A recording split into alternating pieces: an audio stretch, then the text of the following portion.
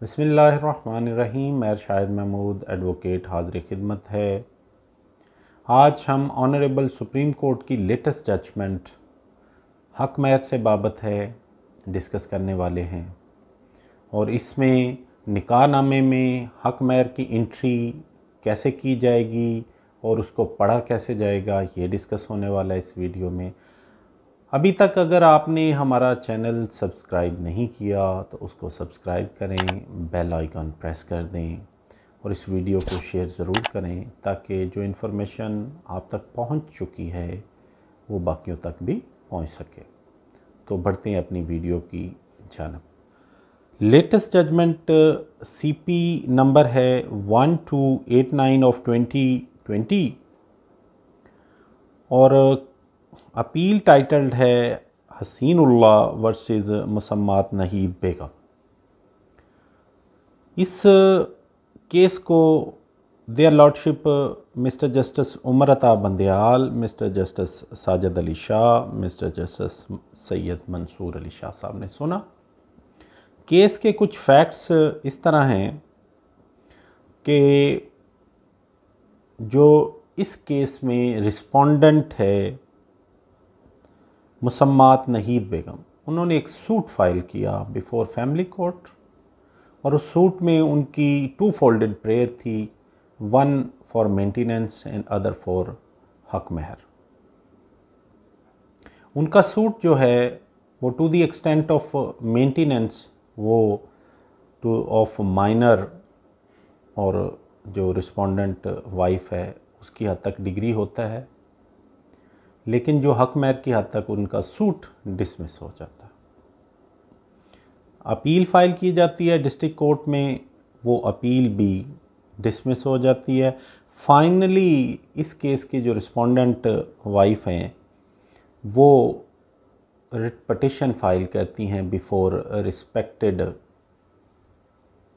High court और high court उसमें जो फैमिली जज का फ़ैसला है और डिस्ट्रिक्ट जज का फ़ैसला उसको सेट असाइड करके as per prayer of the wife respondent suit degree कर देती हैं।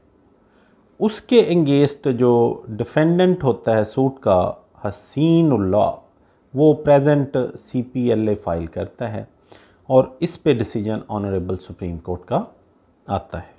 अब देखते हैं कि ये जो सेटलमेंट है, जो डिसीजन ऑनरेबल सुप्रीम कोर्ट ने लिया है वो क्या ग्राउंड्स थी, किस बेसिस पे था।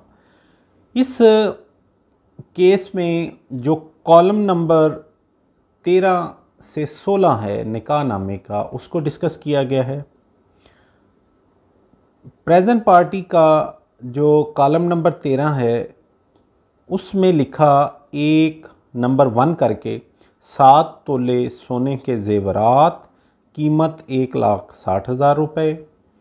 और 14 कॉलम में जो है कुछ नहीं लिखा, 15 में तकरीबन का लफ्ज़ लिखा और 16 में जो 16 की क्लास है जिसकी वर्डिंग कुछ इस तरह है, आया पूरा महर या उसके किसी हिस्से के इवज़ में कोई जायदाद देनी है कि दी गई है तो उस जायदाद की सराहत और उसकी कीमत जो फरीकैन के मावैन तय पाई।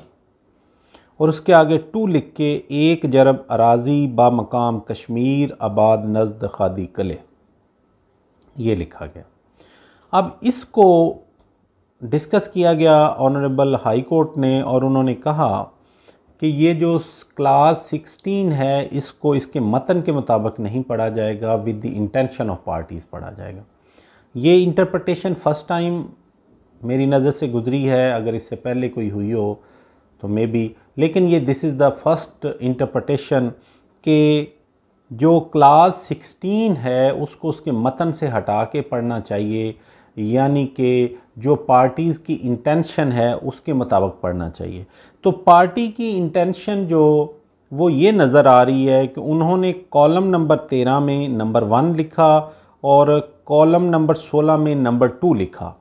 तो ऑनरेबल लाहौर हाई कोर्ट ने, ऑनरेबल हाई कोर्ट जो रिस्पेक्टेड हाई कोर्ट थी, उन्होंने ये होल्ड किया कि ये जो क्लाज 16 है इसको इंडिपेंडेंट नहीं पढ़ा जाएगा, ये हक महर का ही हिस्सा पढ़ा जाएगा, लिहाजा जो वाइफ है she is entitled for the benefit.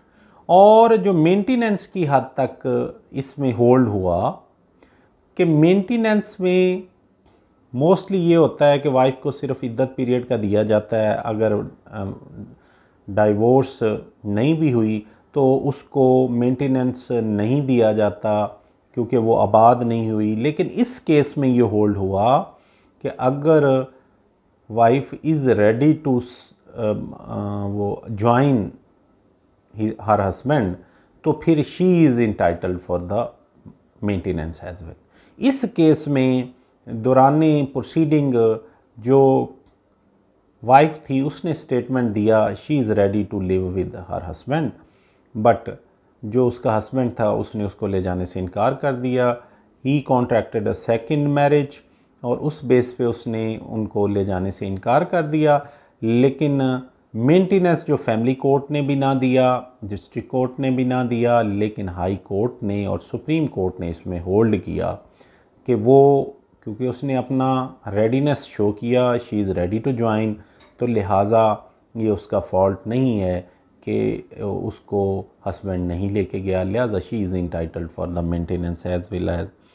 तो इसमें जो फाइनली हम इस नतीजे पे पहुँचे जो क्लाज 13 से 16 है, इसको पार्टीज़ की इंटेंशन के मुताबिक पढ़ा जाएगा, ना कि जो उसकी वर्डिंग उसमें दी गई है उसके मुताबिक पढ़ा जाएगा।